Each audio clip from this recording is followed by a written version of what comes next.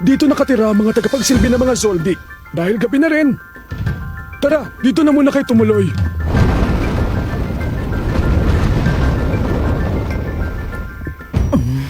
Dali na kayo! Oy, nandito na ako!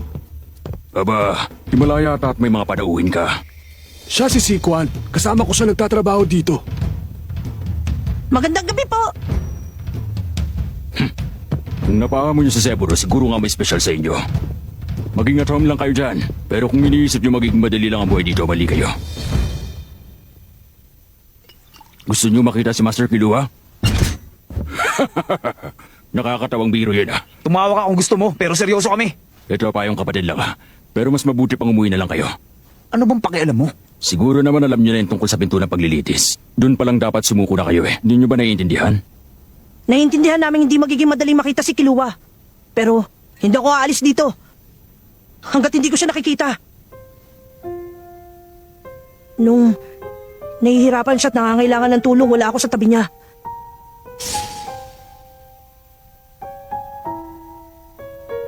Kung nandun ako, noong mga oras na yon, sana man lang natulungan ko siya. Hindi ko siya iiwan dahil matalik kong kaibigan si Kilua. Naintindihan kita. Kung ganon habang nandito kayo, gusto niyo bang magsanay ng konti? Magsanay? Hoy, Seburo! Makinig ka sa akin, Gon. Sa pinto ng paglilitis, may pag-asa kayo dahil okay lang na magtulungan kayong tatlo. Sa palagay ko, konting pagsasanay lang at mabubuksan niyo yun. Gusto niyo subukan?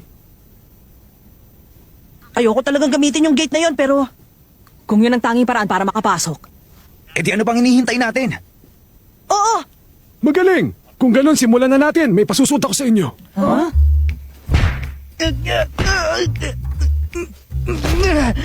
Ano ba to?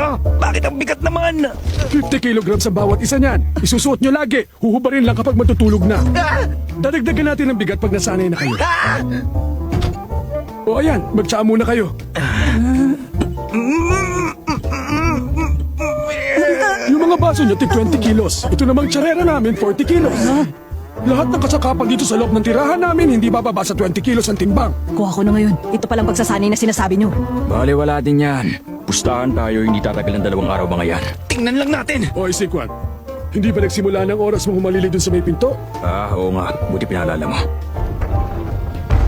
Pagpasensyahan nyo na, nakakainis siya minsan pero mabuti siyang tao. Excuse lang. Saan nga palang siyabi niya? Ayun o, sa may pinto sa likod mo.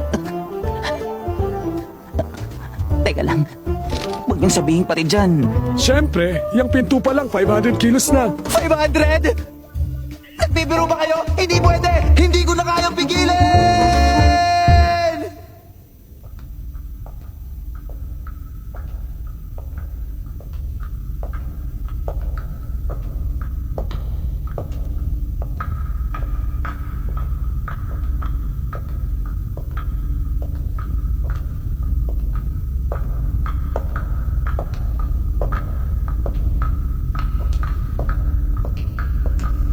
Kaluto, buksan mo na.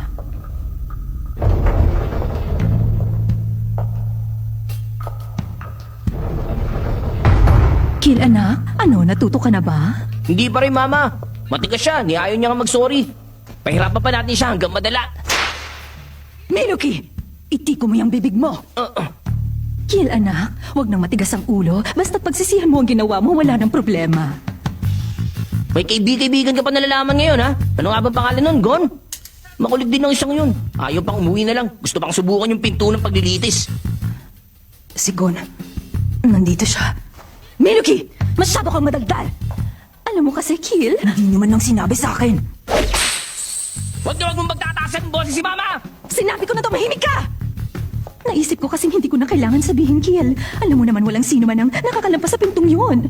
Magagawa niya. Alam kong Sigon, magagawa niya. Ha? Ang galing naman ng kaibigan mo kung gano'n. Pero sayang, dahil kahit anong galing niya, di siya makakarating dito. Makakarating siya. Kung Sigon, magagawa niya yun. Alam ko, makakarating dito si Gon.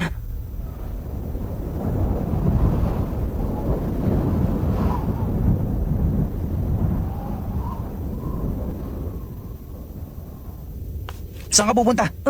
Manood ka na lang dun sa likod. Bakit? Dahil bawal sa'yo magtulak, hindi pa magaling ang braso mo. Ipaubaya mo na sa amin to ni Kurapika. Kaya na namin to, kaya ikaw, relax ka na lang dyan. Okay. Handa ka na ba, Kurapika? Oo!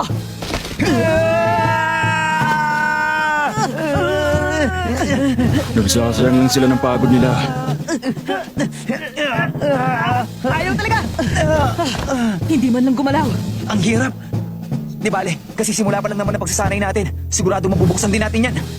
Saan ang galing ang optimism mo? Pengi naman.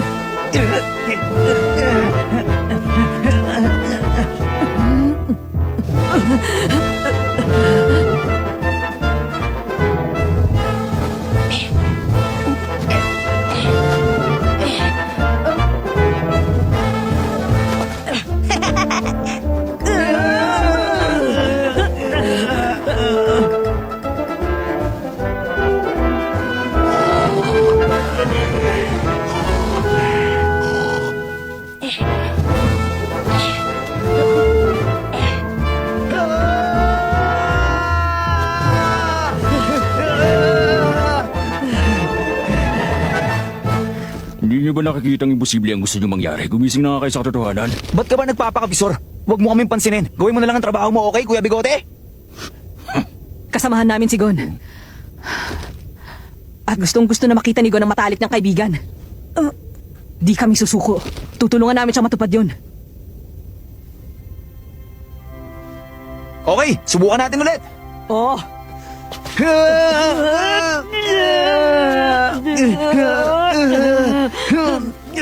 Ang bihira, hindi pwede ang basta lang kayo nagtutulak. Dapat hindi lihis ang tiyempo nyo. Sabay niyong itulak ng bigito daw magkabilang panig ng pinto. Hindi magbubukas yan kung puro ganyan lang.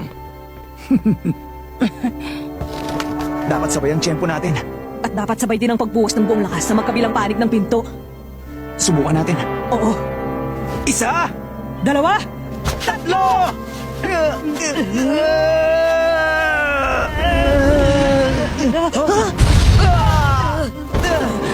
Yorio! Kurapika! Paano ba yan? Napagalaw namin.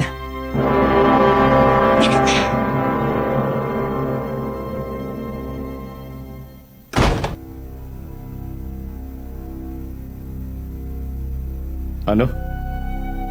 Ang pinto ng paglilitis? Ano ngayon? Wala naman. Naisip ko lang namang ipaalam sa'yo. Yun lang. Maliwanag ka. Kailangan pa bang ganun kasungit pag mayordomo?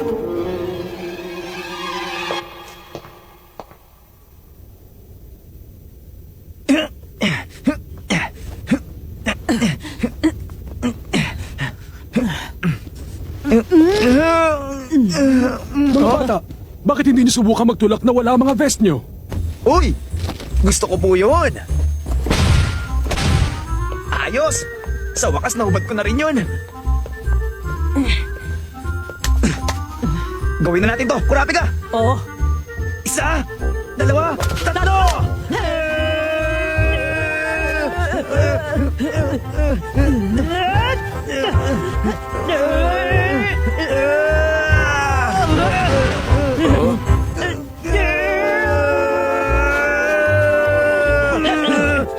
Bakit ganun? Ayaw nang gumalaw! Ibigay na natin ang lahat! Yorio! Okay, handa na ako! Gon! Gon! Uy, ano bang ginagawa mo? Mapupuwersa ang braso mo! Ayos lang ako! Magaling ng braso ko! Sigurado ka ba? Kaya mo na ba talaga, Gon? Oo! Magagawa natin! Basta't sabay tayong tatlo! Tama siya. Okay, gawin natin! Handa na ako! Isa! Dalawa! Tatlo!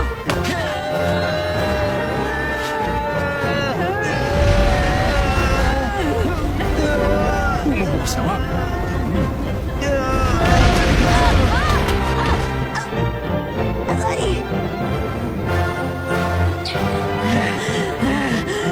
Nagawa natin! Sa wakas! Nabuksan natin, Gon! Oo nga! Sundan niyo lang ang daan na yan patungo sa bundok. Ang alam ko, nandun lang yung mansyon sa kung saan doon.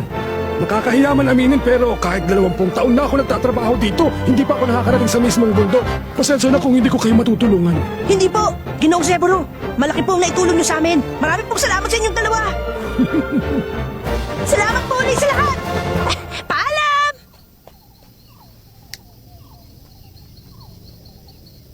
Nakakatuwa talaga mga batang yun. Sa palagay ko malaki ang pag-asa nila makaabot sa mansyon sa bundok. Imposible yon. Walang nakakaabot doon. Yan ba'y batay sa karanasan mo dito noong nakaraan?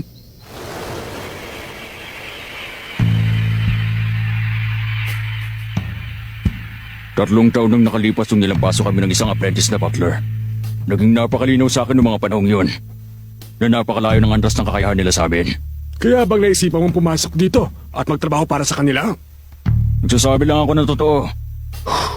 Kasi lahat sila dun sa itaas. Maging amo o tagapagsilbi, mga halimaw. Kapag tumungtong ka sa teritoryo nila. Nabuksan ang pinto ng paglilitis. Opo. Maselang panahon ito para kay Kilua. Walang sino mang pwedeng lumapit sa kanya. Lalo na mga kaibigan na hindi naman niya kailangan. Nagkakaintindihan tayo? Opo.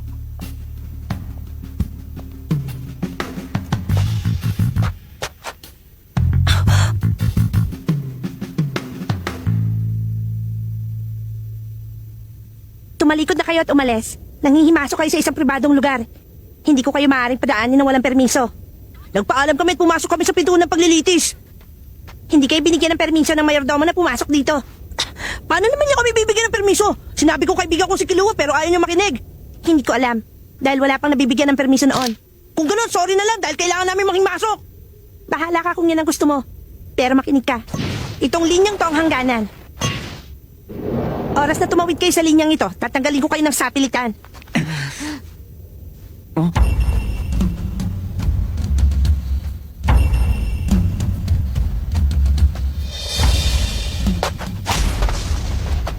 Gon! Humanda ka! Iorio! Kurapi ka! Huwag niyo siyang labanan. Ako nang bahala. Sakit! Hindi namin gusto kalabanin ka. Gusto lang namin dumaan. Gusto ko lang makita si Kilua. Wala akong pakialam sa mga layunin ninyo. Para sa akin, ginagawa ko lang ang tungkulin ko bilang butler.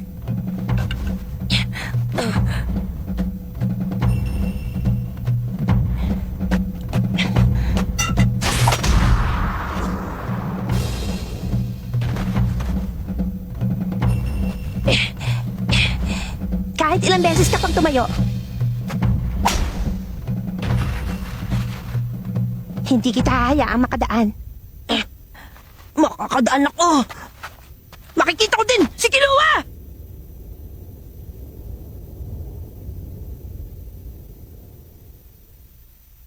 Maligayang pagbabalik po, Master Kilua. Oh. Nakahanap ako.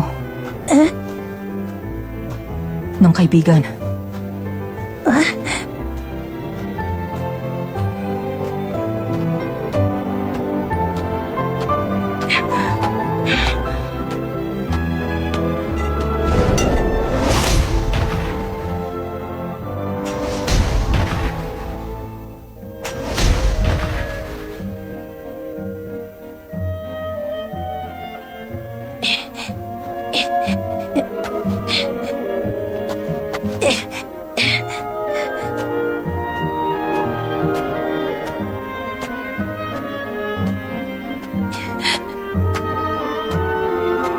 Itigil mo na to.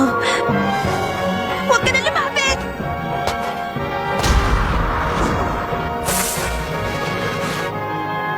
Tumigil ka na, tama na!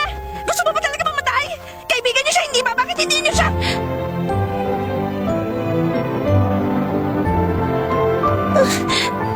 Ano bang problema? Gusto ko lang naman makita ang kaibigan ko. Gusto ko lang naman makita si Kilua. Bakit kailangan ko mapagdaanan to para lang makita siya?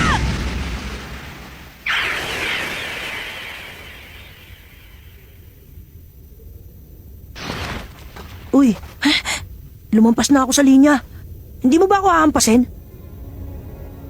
Alam mo, iba ka kay Mike. Kahit pilit mong itagong nararamdaman mo, nakikita kong may puso ka. Nung nabanggit ko si Kilua, nakita kong lumambot ang mga mata mo ng isang saglit.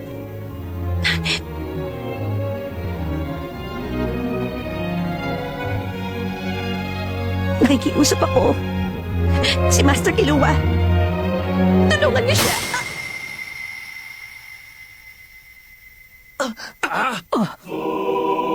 Kalokohan. Ano bang sinasabi ng hamak na tagapagsilbing yan? Parang pinalalabas niya na pinagmamalupitan namin si Kilua. Ang lakas din ng loob niyang insultuhin kami. Ikaw siguro, Sigon. Naikwento ka na sa akin ni Illumi. Alam ni Kilua na nandito kayo pero pasensya na, hindi na kayo mahaharap. Sa halip, meron siyang mensahe na gustong iparating sa inyo.